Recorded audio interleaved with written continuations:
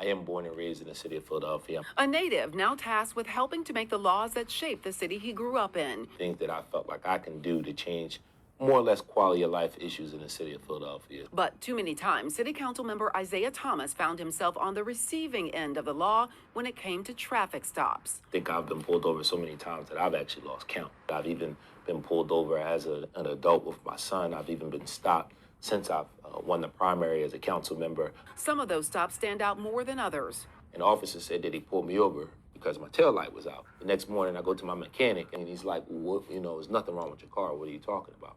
Thomas says stops like that happen far too often to people who look like him. These are things that we experience on a consistent basis. The 6ABC data team analyzed every traffic stop by Philadelphia police this year and found that Black people made up 76.7% of those stopped, more than double their share of the population. In fact, people of color were more than 3 times as likely to be pulled over than white people. For Black residents, the figure was 5.2 times. Latinos were more than 1.5 times as likely, and Native American people were nearly 6 times as likely to be stopped. Being pulled over by law enforcement is a rite of passage for Black men, right? Like, it's something that we all know that we're going to have to go through. Police are using a tactic that is just designed to create mistrust in the system. Michael Melton leads the Philadelphia Defenders Police Accountability Unit. He's driven all around Philadelphia neighborhoods for over a decade, but has never been stopped by police. The only real answer we have here is that there's a racial bias in the policing itself.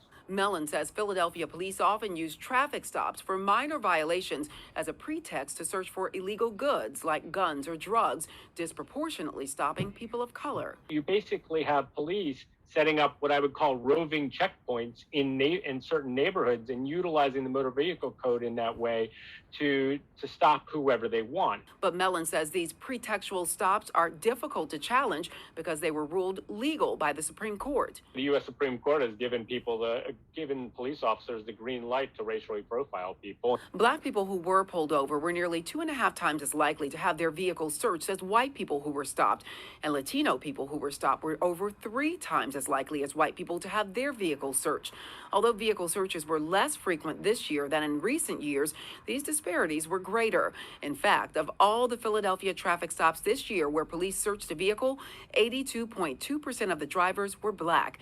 94% were people of color overall, and those searches were less likely to uncover contraband than searches of white people's vehicles. We also know that when vehicles are searched, less than 1% of the time do we actually find contraband or some type of weapon. The way Black men are often searched, specifically here in the city of Philadelphia when pulled over by law enforcement, puts you in a position where you're very, very uncomfortable often. It's the reason Thomas drafted the Driving Equality Act, changing the way Philadelphia police operate when it comes to traffic stops. The only thing my bill will do is take minor traffic violations, such as something dangling in your mirror, such as one tail light out. It will take these things and put them in a secondary categories similar to what we see seatbelts. All secondary offenses, and Thomas says the new law does not let drivers get away with being reckless or prevent police from enforcing other laws.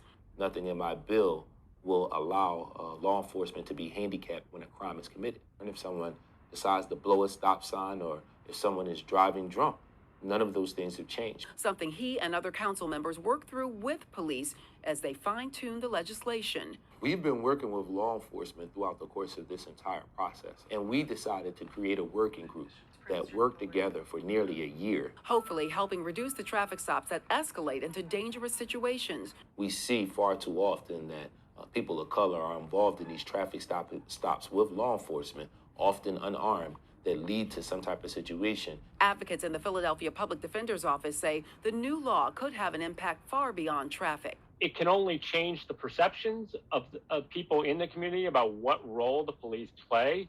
And hopefully, with that change in perception, it will lead to more cooperation and understanding between both parties, and that will hopefully lead to a decrease in crime and gun violence. Mellon doesn't believe the Driving Equality Act will threaten public safety. His analysis found no correlation between these stops and gun violence or even traffic fatalities. The code is not being used in a way that actually makes us more safe in any way, shape, or form. But he says current use of the motor vehicle code is perpetuating racial disparities in treatment that cause distrust of police.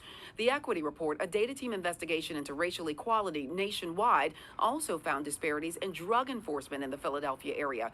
Latino residents were 1.7 times as likely to be arrested for drug-related offenses, and Black residents were nearly 3 times as likely. Thomas says now's the time to make adjustments to policing and see what works.